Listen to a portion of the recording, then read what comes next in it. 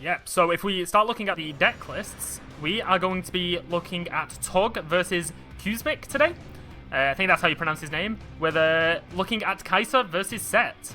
So as you can see here, for the rune split for the Kai'Sa, we got 7 Fury runes and 5 Mind, with SETT going for 4 Order and 8 Body, with the battlefields you can see listed here. But if we move on to the deck list, I'll hand over to Casanova, who will be able to break these down for us.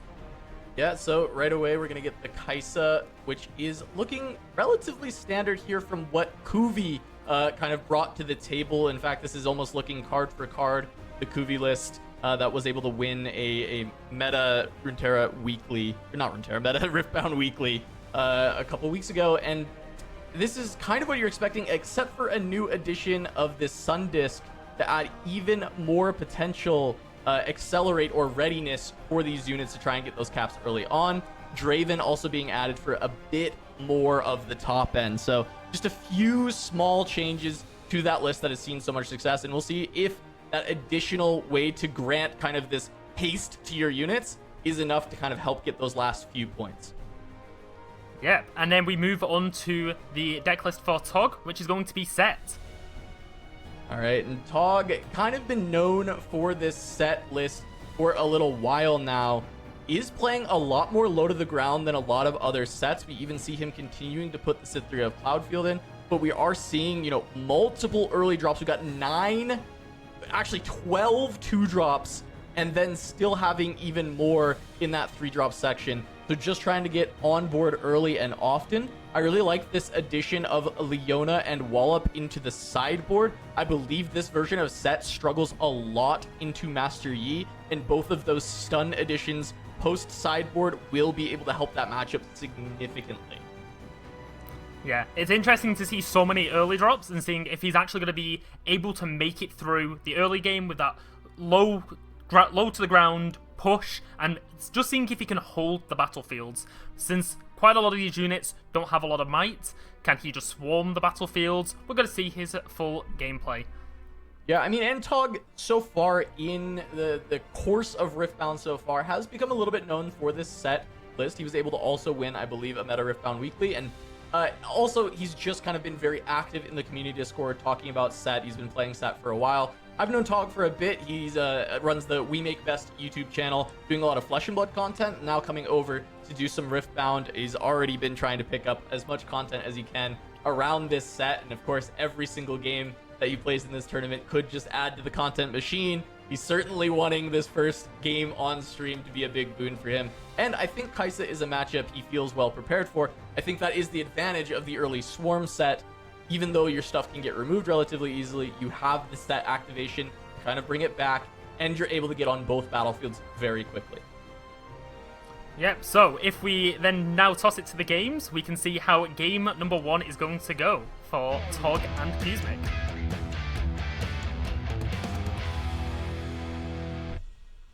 Jumping right on in, Tog versus Qzmik. We are going to have these battlefields straight away.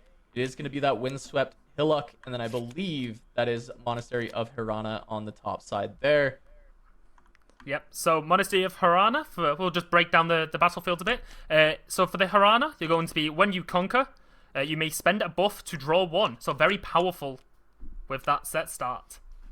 And with the Cithria of Cloudfield coming down for Tog. Got that early game start. Ooh. We're seeing the Orb of Regret and the Ravenbloom students for Qzmik. Yeah, so immediately Ravenbloom start, the Orb, getting that down. This is probably one of the best turn 2s that Kai'Sa can actually have for the setup, right? You've got your gear online, which is going to make all your spells essentially just 1 more powerful when you cast them on your own turn. And then also just being able to help with your unit combat by improving that. It does just reduce the might of a unit by 1. Really powerful. On the other side, we've got the Cithria as the start for Tog, and we're gonna see if he's able to get a lot of aggression going right out the gates. We see him just gonna go ahead and send her in, and then ready her to bring her back. I really like this. Actually, not even back. It's Hillock, so there is ganking. This is a double cap on a tapped out Kai'Sa. Really nice to pick up those early points. Yep, going for that double push, getting those points early, knowing that the Kai'Sa cannot respond, using the battlefield, so he's conquered, he's using the buff to draw one. He did a really good turn 2 play there, managing to push the pressure onto the Kai'Sa. Now they're going to have to start pushing hard to make sure they're not going to get any more points and take the game quickly. I think this is actually just kind of a perfect example of why Cytherea of Cloudfield is in this deck for Tog. Because he's playing the Monastery, because he has this, really nice turn 2 setup, Cytherea is not supposed to stick around. She's just supposed to try and come on board early, have that buff synergy in a pinch, have flexibility with it, or just be able to draw the card off the Monastery because you're just trying to get as many of these low drops as possible. And you are going to fall behind in cards against Kai'Sa because so many of her cards will cantrip, right? We see this Lecturing Yordle. That's going to come down. That's a 3-for-2 with tank, and it just draws a card. And there's a lot of cards in this Kai'Sa deck that are just doing that same effect. They're just going to draw cards. They're going to replace themselves. And because of that, she just tends to gain a massive amount of card advantage over any other deck. Yep, and we see the Lecturing Yordle come down for the Kai'Sa, gives them a body, gives them some draw, looking for those removal spells without emptying out the hand too much. Ooh, and we're seeing a Sabotage from the side of SETT. So we can see them... No spells. Wow.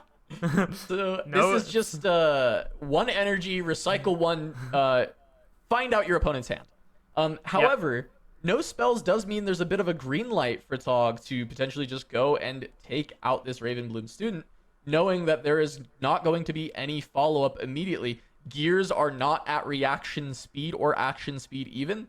They're just kind of cast at that very slow speed on your own turn. So this Ravenbloom is just a sitting duck when we look at this hand.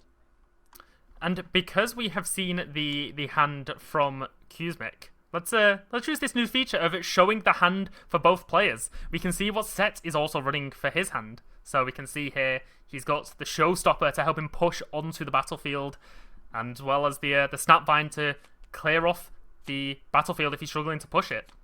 Yeah, absolutely. I mean, and having the Showstopper with the Call to Glory and the Pit Rookie, or the Pit Pookie as we like to call her, is really, really powerful because of the fact that we're just going to be able to see that call for free at some point. You can do it on demand with the Showstopper, send in, and then go from there. But for now, you are just able to play out this Pit Rookie, be able to put the +1 might on to the first mate, and from there, you're able to have the Call to Glory active to make this a 6, or you can just set to bring it back to base if it does go down. Yeah, with the Call to Glory as well, we know he's got it. But if Tug just decides to tap out, Qzmik might just think, okay, he's out. He might not play around with the Call to Glory. So we will see how this goes. So we're seeing the Orb of Regret being used on the first mate. So it is 1 might down. And the acceleration coming from the Kai'Sa, pushing onto the battlefield with the Lecturing Yordle. 6 might to currently 3 because of the Orb of Regret. So we're probably, Lecturing Yordle's going to get traded off here, with the first mate seemingly being pushed back, and with the SETT Legend ability going to be used to keep it alive. Yeah, interestingly, that did cover for Call to Glory to protect the Kai'Sa. You have to sacrifice the Yordle, which is a little bit unfortunate for the side of Qzmik, but you are guaranteeing that you won't get blown out by a Call to Glory in that spot because of the fact that it would remove the buff, reducing the first mate down to 2, and then give the +3 up to 5. And because of Lecturing Yordle having tank, 2 of that damage has to go there first, and you would not have enough to actually take down the Kai'Sa. So really, really heads up in the ability to just deny the blowout of that Call to Glory, taking down the Kai'Sa and not letting her get the conquer. So we are seeing the Ravenbloom student come here. Tog knows from reading the hand that there isn't any spells for Kai'Sa. He might have top decked one if he's reading the hand correctly, but Tog will probably be able to push this 4 might here, 5 mights like a Poro and the first mate to claim the battlefield. But we are seeing SETT come down for 4 and a recycle, and then recycling an extra 1, using Showstopper, sending SETT straight to the battlefield. So SETT has the 5 might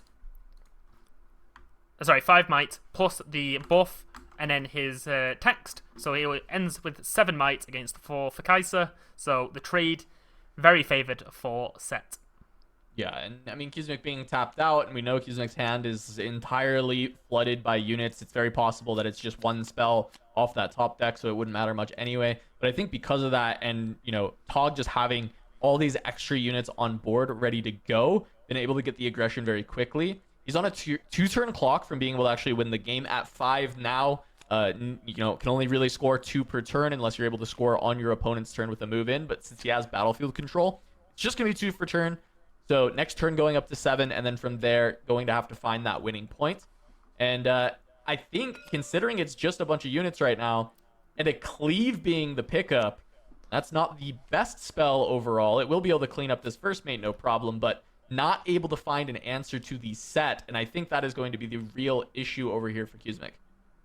Yep, so with the cleave, it activates the Ravenbloom student's text. So pushing up with 6 might easily takes over the 3. But yeah, Kai'Sa is struggling. If we look at the hands again, let's see what Kai'Sa's rocking. We can see a Shakedown, we can see a Sprite Mother, but nothing really that is going to stop this set from just holding there. We see the Draven come down. Ends up playing the Draven onto the Hillock, so going to attempt to hold the Hillock and then be able to use that ganking to potentially attack the Monastery. This is just a Draven for 6. I mean, 5 for 6, it's slightly above rate. It's not that incredible. Shakedown being the only spell means realistically you can only get up to 9 here with the Ravenbloom student, and you're not going to actually get removal because Tog can just say draw 2. So this is a spot where the Shakedown is looking a lot worse because there's no other spells to back it up. And 6 is really important number here because we saw that Snapvine in hand. That will be able to contest directly with the Draven if Tog wants. He does have to be a little bit afraid of these 2 open resources being a potential smokescreen, however. Yeah, we know that they've got the Snapvine. It seems just that SETT is too big to deal with, even with the Draven that can get to those astronomical high might values for the cheap price. It is quite unfortunate for Qzmik. Bit of a rough start, no spells in hand. Doesn't seem like he's going to be able to deal with this set easily. He still has the Orb of Regret, so SETT is at 6, if we think of it that way. So we could trade, in quotation marks, with the SETT, but we both know that SETT's just going to go back to base. Yeah, I'm curious if Tog will just rip the Snapvine, because if he does send that down into the Draven, 6 into 6, the 2 floating right here is going to be able to basically say that, like, this can be smokescreen and your Snapvine will only fire for 2. If that is the case, Draven goes down to 4 life because it'll have 2 damage counters on it. Ravenbloom would be a 3, which is 7 might, and Tog actually can't really beat that with just effectively 5 might on the bench here, having the Poro with Assault going up to 3, and then the Pit Rookie. And so from there, you're basically tapping yourself out, not able to really follow up because you've used the Snapvine. What I will say is you can use the Call to Glory and take the might or the buff away from SETT and give it to these other 2 in the case of that blowout, and you'll still beat the might. You'll be 8-7 at that point. You will kind of have to trade away everything to remove the board, and you're just left with SETT. Decides to just go for it. The response is the Shakedown. Tog, I think, obviously will just say draw 2 and take the trade with the Draven. Yep, it's the correct play to do here, I'd say. There's Shakedown is a very interesting card. You can either deal 6 to your opponent's unit, or they can just decide to draw 2. For you to draw 2, sorry. But I don't think SETT really cares if they have more cards. They have the battlefield advantage. They know. Yep, we see the draw 2. So the Draven and the Snapvine trade. 3 for 3. They both trade. And Pookie pushes up. Potentially looking for that 7th point. Okay. Potentially just moving the set back. I still think you're going to... Actually, you don't have to go for the 7th point. I think this is reasonable from Tog. Because of the fact that you are at 6, now you just have to score both battlefields. And the way his deck is constructed, you generally have to score both battlefields anyway. It's not really constructed to be a hold deck. I think that the outlier is actually this yellow set. This big set here is the Kingpin is able to hold, but the deck is not built for holds. It's built to double conquer. So just being at 6 is essentially the same as being at 7 because you are going to have to score both battlefields anyway. So I think this is good from Tog. Have 2 units, back them up. If they cannot be stopped from getting onto battlefield on this next turn by Kaisa, that will just be game. And we know there were not any spells, but let's see what the draws were off of this shakedown. It is going to be a Falling Star and a Hextech Ray. The Hextech Ray is going to be able to potentially deny a lot of the captures from the smaller units that Tog has, or the conquers from the smaller units, but also Smokescreen in conjunction with that Hextech Ray can take down the larger units. So we are seeing the Lecturing Yordle come down for a draw 1. Hoping for a card to potentially pull him out of a tricky situation. Falling Star.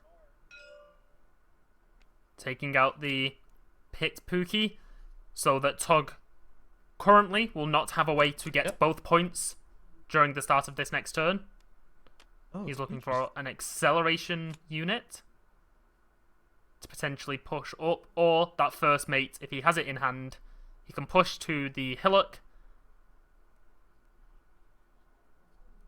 So and ready to open, send it over to the I just want to point out here, Qzmik did Falling Star onto the Pit Rookie and onto the set, and I think what I thought was going to happen was then the Smokescreen follow-up on set, because there were 3 damage counters already, it would have removed the set. Now, of course, you can always set ability there and then just and recall the set and still keep it alive without the buff.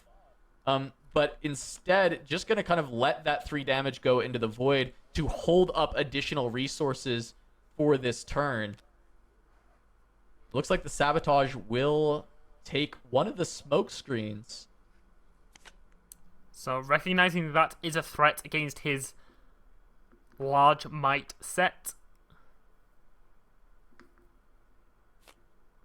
He's seen the hand. He knows what to play around. As long as he plays it slow, he'll be able to predict what his opponent's going to do and play around that. So we are seeing the push up to the hillock for the 7th point. And for his play, I'm trying to remember if he had a first mate in hand, because that would just win him the game. Well, not 100%, because there is still the ability to remove the set in hand from Qzmik, because there's another smokescreen and the ray, and that does get to 7, which would be able to take out this set.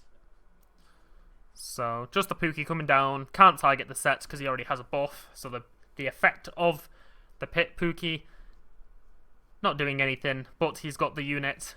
Set is holding the battlefield. If it goes back over to Tog's turn, he will win game number 1. We're just waiting to see how Kaiser... Let's have a look at Kaiser's hand. What did they draw? They drew another Void. Well, they drew a Void Seeker, which is removal plus draw. With Call to Glory. I think there's already some immediate answers here with the smoke screen available for set. I think the annoying thing for Qzmik is that set ability going to be able to bring this back afterwards. So immediately we're just going to see the Void Seeker sent in, get the draw, see more options, 4 damage counters onto the set. Gonna reduce it by 1 and then just try and trade the Yordle in.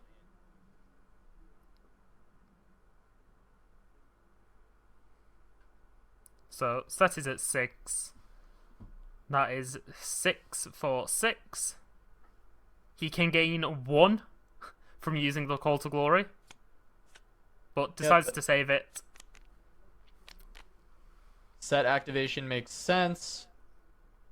Now it's back at base as a 5. There's no way to remove that. However, and now it's just a development turn from Kaisa. Does get the Sprite Mother, so this will be able to try and defend one side with that Sprite. Putting 3 might on a battlefield for Tog to have to overcome. They still have the Hextech Ray for this Pit Pookie. We see the Kinku Student, I believe it's called. Kinku Monk. Yeah, Kinku Monk. Kinku Monk. Coming down, buffing both sets and the Pit Pookie. So currently 3 mites on the Pookie, not 4. Yeah, should be 3, not 4. They also, it's still called to glory as the other card in hand. These 2 buffs are going to allow that to kind of sneak out, but I think Qzmik probably has a read that that may be the card left in hand at this point. There hasn't been a good time for it to happen, and it was played around by Qzmik earlier. So I think just having the read that, hey, I'm going to play around this call to glory. And when we look at the runes available for Qzmik, it is basically Smokescreen and Ray as the only ways to answer on this turn. And that is enough to deny the cap, but the problem is SETT ability is still going to be available. Yep, so we're pushing up to the hillock with 7 points. So can't win the game from that. So Togby is looking for that draw. And draws 1.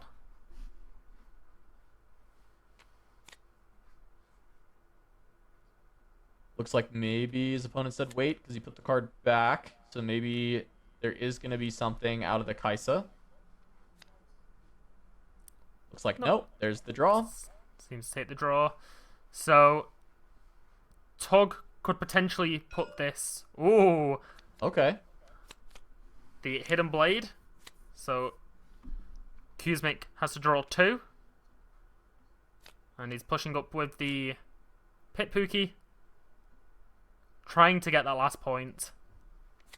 But as we know, the Hestet Cray comes in to kill it. However, we know the card in hand. Yeah, Call to Glory. There, but we do know this is a Smokescreen, so that's still going to get stuffed. However, the buff was still there, so you are able to bring this Pit Rookie back if you want to from SETT ability, and Tog will do that. Doesn't really need runes anymore, just needs to have units available to get these caps. And Kaisa treading water, but Tog has given 4 draws, once with the Shakedown and then the second with the Call of the Week. And because of that, like, now Kaisa may actually have the answers. She has so many runes available, but this hand is a little tough. Kaisa, Sun Disc, I mean, you can just try and get a Kaisa on board and draw another card, but you are definitely missing out on spells. Yep. The one thing with Kaisa is you're playing for your spells. So with a hand with no spells, you're not going to be having a fun time. You've got the Kaisa, you have the draw cards there to help you find those spells, but we're just going to have to wait and see. So SETT goes down to 4. We see a Ravenbloom Student being accelerated because of the Sun Disc. Yeah, I like this a lot. Tog is tapped out. No buffs, no SETT ability. This is time to take out the SETT. You have card draw available because of the Kaisas in your hand. So now is the time to try and remove as much of Tog's stuff. And this might be Qzmik turning the corner. All these extra cards. Throws the Kaisa down with the acceleration. With the extra cost. Goes to 6 points. Now it's on Tog. With his 2-card hand. We know it was a Kiana, so we know that wasn't going to help. Let's see what he drew. See if it's going to help him. It's a Glory Seeker. He's going to be struggling here. And what a draw for Qzmik. The Falling Star. Obviously, this turn tapped out, but because he's not losing on board to the SETT player, and we know that there is not a draw here from Tog that is going to make this a win, that falling star is going to be able to clear up a lot of whatever Tog wants to play. We see the draw from Tog. It was the Hidden Blade. There was no response from Qzmik, and Tog that does get there. He gets the point. Tog wins game number 1. The top deck off of the off of the Conquer. This is the only out, I believe, in the deck that he has, because I don't think Showstopper gets there. I don't think Yeah, no, he doesn't have enough runes for Showstopper to get there. It's only the Hidden Blade that actually can get the win, and Tog finds it off the top to get game 1. And we'll see. Now we have the sideboarded games going in game 2 and 3. And I'm curious who that is advantage towards, because we saw Tog's sideboard and it looked like it was very tech for Master Yi. I've forgotten if Qzmik has anything that would specifically help him with the SETT matchup. Yeah, we'd have to ask for production to pull up, if possible, the Kai'Sa deck list again. If it's to hand. Oh, there it is. Production's got it. Yep. So we see some recalls, some singularity to help with the bigger units. We do even see 2 covers of Acathian Rain, which potentially could be very strong here. Yeah, I actually like the Rains versus Tog's build. I do think there will be certain points in the game, especially when we look at towards that last turn. If it had been Rain instead of all those extra units, Rain would have cleaned up the entire board for Tog, and that would have been curtains. There would have been nothing left for him to do. I think because he's playing this more swarm-heavy version of SETT, has a lot of these low drops. If you can get to a Rain later in the game, you can reset the board and find a lot of opportunity. I would not be surprised for Rain to be included. If I remember correctly, Tog did not have copies of... Geez, we're going to get these card names eventually, but I believe it's like Unyielding or something like that, Marshall. It's the one that completely stops any spell damage, and yes, it is not here. It's not present in the sideboard or the main board for this list. It's quite surprising, knowing how prevalent Kai'Sa has been. It's a card that I definitely would have had in a sideboard for a SETT. You would imagine it would be very strong, 1 energy, 1 recycle, to essentially stop all of Kai'Sa's stuff. Yeah, but it does seem like the way that Tog wants to beat the Kai'Sas is mostly through SETT ability and flooding the board early with a lot of extra units. We saw it work in this first game, though narrowly. It was really the Kai'Sa brought it all the way back, and the Hidden Blade off the top. It's the second copy of Hidden Blade, just a 2 of, pulled off that Conquer, ends up making all the difference. Yeah, it's kind of crazy. The 2 copies of Hidden Blade, and he top decks it for the win. If I was Qzmik, I would not be impressed by that. It's a rough hand. It's a rough hand to deal with. It's going to be very interesting to see how they're going to adapt with these sideboards now. Going into game number 2, Kai'Sa knows what the kind of playstyle that Tug is going for. Will we see that use of the sideboard, the use of the Acathian Rains, maybe even a Singularity thrown in there to deal with that heftier SETT? We're just going to have to wait and see. Yeah, I think if I'm sideboarding in this spot for Tog, I have to go no changes. I don't think he has anything in the board for Kai'Sa. At least from what I was seeing there, it didn't seem like anything that I necessarily want. And then on the other side for Qzmik, I think it's Acathian Raids in for potentially Draven. I think the Draven is maybe a little too slow. I see the idea with being able to accelerate it with the Sun Disk, but I think there needed to be a little bit more spells, a little bit more removal coming through for the side of Qzmik. And maybe it's not the Draven, maybe there's something else that can pop out, but I do think those 2 in against the others. So, going into game number 2, we have the battlefields of Windswept Hillock and the Arena's Greatest. So, this game is going to be 1 point faster than usual due to that Arena's Greatest. And we see immediately Tug throwing out the Pit Pookie for his first turn, followed up by the Watchful Sentry for Qzmik. Yep, that makes sense. We've got the extra point. We had the Hillock in the last game. That's going to be ganking from the Hillock. And it's just very quick plays coming from both players. The Ray on going second, having a unit to play, and then Ray to deny the point for Tog. Very, very good start for Kai'Sa, but Qiyana is just kind of... It's not a nightmare for Kai'Sa to deal with, but it's really annoying to have to deal with Qiyana. And Tog is going to be able to have that out and be able to look for those early conquers to try and get some more cards.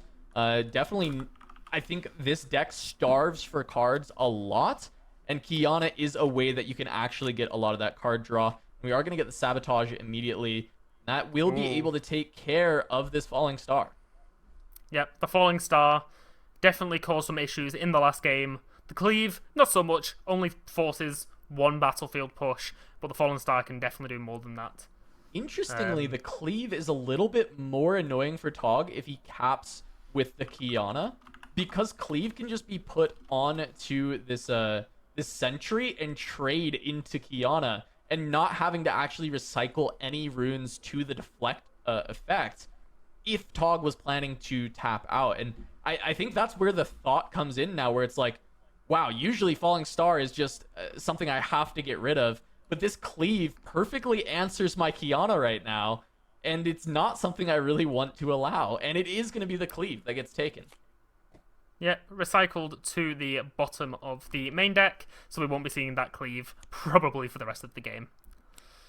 But we see the Pit Pookie coming out and buffing the Kiana, holding a hefty 5 might now, pushing onto the hillock and gaining a point. Kiana's, we know that the cleave's gone, we know that they have Falling Star, but set ability is up. Kiana has that the buff. So it's going to be very difficult to remove. Ooh. And we are seeing a challenge come out on the Kai'Sa. Yeah, that is very tough for Kai'Sa. Going to be able to remove the Kiana with the Falling Star if you want, but the problem is you're going to have to recycle 2 additional runes for that, losing out a lot. One of the big advantages you have in this matchup is a massive amount of rune advantage over SETT, because he's going to recycle so frequently with SETT ability. As we can see that now, right? 3 runes for SETT, and Kai'Sa was having 7, but the Falling Star is going to reduce that quite a bit. Is only going to send 1 target into the Kiana. I'm curious how the rest of that removal will come through. Tapping for Sprite Mother, that was there. Going to be able to just accelerate this into the Kiana to trade her away. So not having to recycle quite as much. Yep, Kiana is saved by the boss legend card. Kiana goes back to 4. However, Tog is now down to 4 runes next turn, so limits the amount of stuff he can do. But he can at least push back, gain the battlefield advantage again, clearing the Watchful Sentry, but that does force Qzmik to draw 1, which might struggle later on the line. We saw what happened last game when Qzmik had all of the cards. Unfortunately, he had bad draws, but if you're in a situation this game where he has the good draws, he has the spells, it's not going to go well for you. I want to go ahead and take a look here at the hand, see what Tog has got. He has the Showstopper and a Sabotage, as well as the Cytheria. The Monk is a little tough when you don't have a lot of extra cards to go with it. A lot of extra units, because it must see 2 units to be played. It cannot just be played when you only have 1 unit on board. So the Cytheria would have to join this Kiana.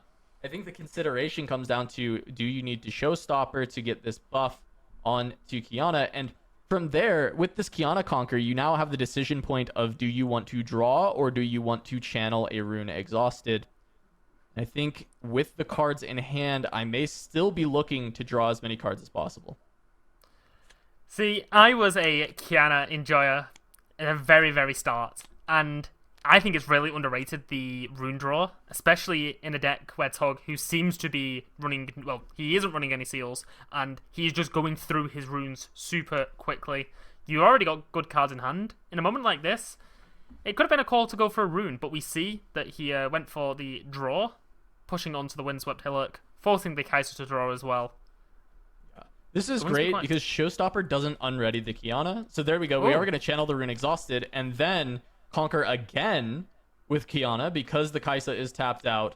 Get another Kiana trigger, this time draw. Cytheria gets to come down in response afterwards. And this is just such a big turn. Being able to use that Showstopper with the Kiana, get the multiple triggers of that conquer on a single turn. It is massive for the SETT player. She gets the best of both worlds and gains 2 points for it. So halfway on the point counter to victory for Tog. Ooh, we see a cleave onto the Sprite Mother, pushing on. So 6-5. Unless a Call to the Great or Call to the Glory was drawn, but no, just gonna be SETT ability, which is just fine. We know that Kinku Monk is in the hand of Tog to be able to buff both of these units. And because none of them have been removed yet, I mean, we'll see if Kai'Sa's got any removal, but we knew it was the Thousand-Tailed Watcher. And Tog is going to see that now. Thousand-Tailed Watcher, another Falling Star, and that Void Seeker. I think Void Seeker is always the take. It deals with Qiyana and also cantrips. That's the important thing. The Kai'Sa deck really wants to be drawing whenever it's casting one of these spells. And right now, this is one of the most card-starved Kaisas I've seen in quite some time. Only on 2 cards. That trade's just going to happen immediately because there's no response because that Void Seeker is gone.